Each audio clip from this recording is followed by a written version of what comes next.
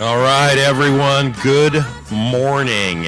Great to see you at this third annual King County Conference on Substance Use Disorders. My name is Reagan Dunn. It's my privilege to represent part of Bellevue and 8 other cities on the Metropolitan King County Council. And it's such a great crowd today. I can't believe it. We've got hundreds here and hundreds more online right now. So we are, best guess, pretty close to 500 people right now, and that number will grow today with over 700 plus people who have registered for the conference. So it's a lot of fun, and it's rare for me to have a big crowd in the work that I do. I'll tell you, I went to I was running for office last year, kind of fun, and I went to a senior center. And I showed up at the senior center. I was at the right place at the right time to give a talk, but there was only one person in the room. There was one woman in the back of the room. So, never wanted to miss an opportunity, right? As a politician, I walked up and I said, "No, ma'am, I'm Reagan Dunn. I'm running for this office, and this is what I believe in. This is what I want to do." And we had a good conversation. And when I was done, I said, "Now, ma'am, how long have you lived here at the senior center?" And she looked at me and she said, "Mr. Dunn, I don't live here. I'm just the second speaker today." So anyway, great to have people, right? This is fun, and seriously, it's wonderful to have this incredible turnout. And the goal of this conference is the opposite of the term that we hear, addiction. It's connection. It's bringing people together on a common set of principles to help those who are suffering from substance use disorders. Now, you're going to hear these terms, addiction, addict, alcoholism. A lot of these terms have negative connotations, and they have a stigmatization connection as well. And so while the public understands that, and actually you'll hear me using those terms sometimes, only to try and get people from those sets of terms to substance use disorders, okay? And it doesn't matter what substance it is, it could be alcohol, that's a drug. It can be any of the drugs that we term hard drugs, or something that's very popular, unfortunately now, fentanyl, synthetic opioids, whatever. There are substances that create euphoria, that cause people to have a chemical, right? Inability to get away from it. That's how you have a substance use disorder. So that's what we're going to talk about very generically. You hear those terms, try not to raise the judgment too much, because we are trying, part of the process, and one of the reasons why I have conferences, to change the semantics and vernacular of that to get to more common terms that the public understands. So substance use disorder is what we are working on, and this could not be done without the help of Seattle King County Public Health. They are a big partner. Thank you. King County Department of Community and Human Services, as well as the King County Recovery Coalition, all involved very much in making this happen. And look, we got to have honest conversations about these subjects. For too long, the stigma, the secrecy, the anonymity of it, while important, and we respect that, has prevented the community, policymakers, counselors, and folks who are challenged by these disorders not to talk about it and not to connect. It's a huge, brutal barrier to solving this huge problem across this region and, of course, across the country, in fact, worldwide. And so I made a choice some years ago to talk about my own problems. Look, I am in recovery. I used to drink a lot, way too much, probably more than all of you combined. I started out with beer in college, as a teenager, and sort of got out of the college thing and somewhere went to the sophisticated wine, 2, 3, 4 glasses, pretty soon a bottle of wine. Didn't seem that big a deal. I knew other people that were doing that. At some point, I went from wine to hard liquor, and would slowly mix a little vodka in with whatever the mixture of the day was. And over a period of time throughout my professional career, into my really early 40s, that just got more and more. My mother, who served this area in Congress for many years, didn't drink.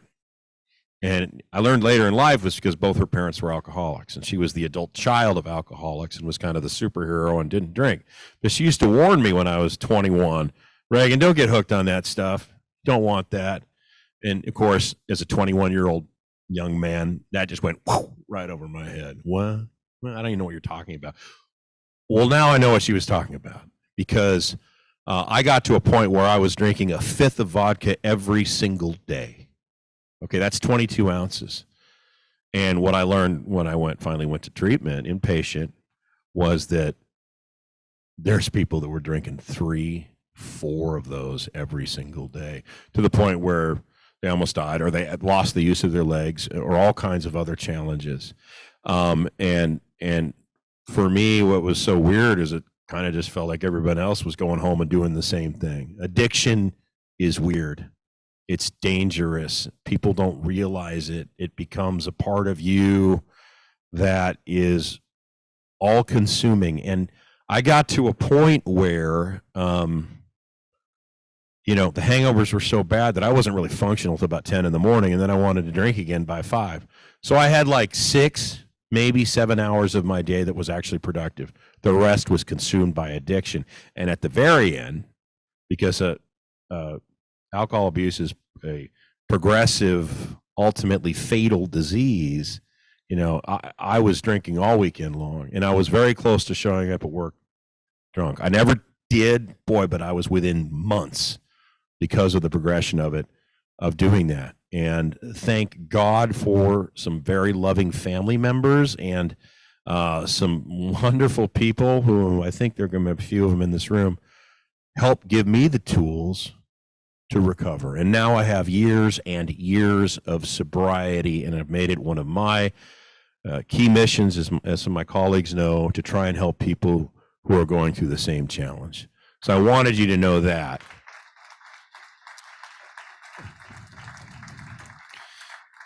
Thank you, and it is something I'm proud of. Quitting drinking was the hardest thing I've ever done, flat out, but it's doable. You can absolutely do it if you have the tools and the support network, which you all are, to make it happen. I was looking at the news just in the last 24 hours to underscore how important this is. So here's a headline. 3 likely overdosers within hours on King County roads, alarming to state troopers. That's Como. Snohomish County, 1-year-old dies of possible fentanyl exposure in motel room. We have, there's a bunch more relating to the buses and Sound Transit in a lot of our communities. It just goes on and on every day. And so it is time that we unite as a community, even more than we already have, to fight this terrible substance use disorder. Let me move on to a PowerPoint presentation that has been prepared and just give you kind of a sense of the scale of what we're dealing with. Hold on, friends, I'm a low-tech man in a high-tech world, so let's see if we can figure this out. Right? Maybe we move the slide down is what I want. Whoa, I did it. Sort of. There we go. Okay. I want you to look at those graphs. Those are years and quarters. There has been an incredible increase in deaths. This is King County data in our community related to drug addiction. It is unlike any increase we have ever seen on record. The left graph there shows you the overdose deaths in King County alone by year. Now, note 2023, we're still in the first half of May. Okay, that is on pace for something like 1,300 deaths this year. Okay, we'll break that down, divide 365. You're getting pretty close to 4 people every single day dying of an overdose just in King County. Okay, the drugs you can break, they're not broke down exactly by drug, but opioid is a big one combined with stimulant. Opioid, no stimulant. So fentanyl, for example, is a synthetic opioid. Fentanyl and then methamphetamine, believe it or not. Meth is killing a ton of people. Cocaine is kind of next down. The combination of drugs can be lethal, as you see. On the right, you'll actually see the overdose deaths. Look at that. The gray bars are 2022. The ones before that are 2021, 2020, and 2019. I mean, look at where we are compared to just 2019. All right. This is why the King County Council, led by my friend Jeannie Colwells and others, declared fentanyl a public health crisis because it's killing people so quickly. It's just tragic, and it is urgent, and it is why we are here today. There's a lot of approaches here that we are working on, and that you as the nonprofit community are also working on. And let me make a point here. There's the supply side of drugs and alcohol, and there's the demand side for those as well. And supply side would be things like drugs coming across our border, cartel movement, law enforcement, local and federal, all of that stuff. We're not going to talk about that today. There's a lot of controversy in that area, in partisanship. What we're talking about here is the demand side. We're talking about addiction, support services, harm reduction. How do we help people, stop them from getting hooked, help them when they do get hooked, educate people? That is a bipartisan issue. Republicans, Democrats, everybody agrees that we got to help people recover from a substance use disorder. And we've been working on some of that stuff at the King County as well. I want to highlight a couple of things. One, this is really cutting edge. Anti-stigmatization campaign, Don't Count Us Out. People who recover from drugs and alcohol, statistically, when you get past early, let me just say this, past early sobriety, and that depends on where you are. Statistically, a year is really good, but 3 years, 5 years, fantastic. These are people who are not just productive members of society. Oftentimes, they get shot out of a gun with renewed enthusiasm to do great things and make great members of the community, great family members, and they're here to help, okay? This is stuff that we care about. This is important. You got to be willing to talk about it, and we got to stop shaming people who have made the right choice to turn their lives around. That's really important. Another one, this is, thanks. And the next one is sort of more utilitarian here, the Laced and Lethal campaign. Okay, so I'll just summarize. Cartels manufacturing methamphetamine under crazy, not highly scientific, FDA monitored processes in different countries. You know, for example, and I met with the head of the special agent in charge of the DEA the other day. These vats are being mixed. That fentanyl, the pure stuff, sometimes doesn't get mixed all the way. It's in the bottom corner, doesn't get stirred. Those pills get made. They're counterfeit, right? Not just oxycodone, not just that. There's these counterfeit fentanyl pills. They look like Vicodin. They look like Percocet. They look like Tylenol 3. All of it's counterfeit with fentanyl as the drug, and sometimes there's 100 times the lethal dose in one pill, which is why that we saw that chart just recently. Laced and lethal. It just takes one pill to take a life. And this isn't just killing people who have long-term substance use disorders. Sometimes kids experimenting for the first time or second time are dying because of it. And that's a tragic part of my job. I can't tell you how many parents have come to me and told me that their son or daughter has died because of this. Important campaign.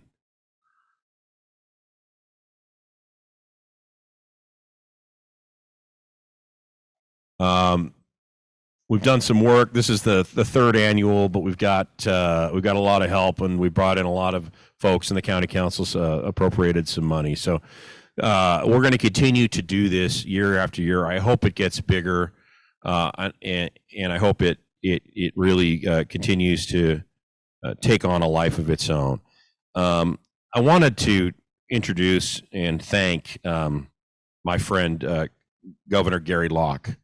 As you know, Gary is here in the audience today, and is now president of Bellevue College. And as you know, this is a wonderful facility, wonderful campus. But his years, he was in the state legislature.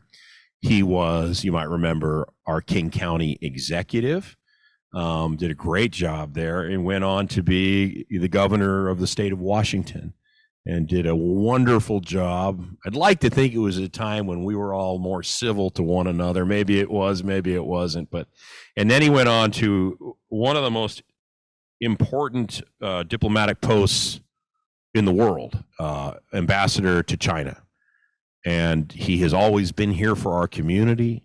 He is a great, great person. And Governor, I'd like to give you just a couple minutes if you'd like to say a few words if you want. Welcome the group. Let's give him a round of applause.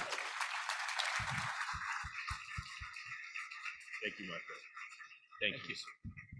Well, thank you very much, Reagan. It's thank you for your personal story, and thank you for your spearheading this third now annual conference on substance abuse and disorder. As Reagan indicated, this affects everybody. It's not an urban problem.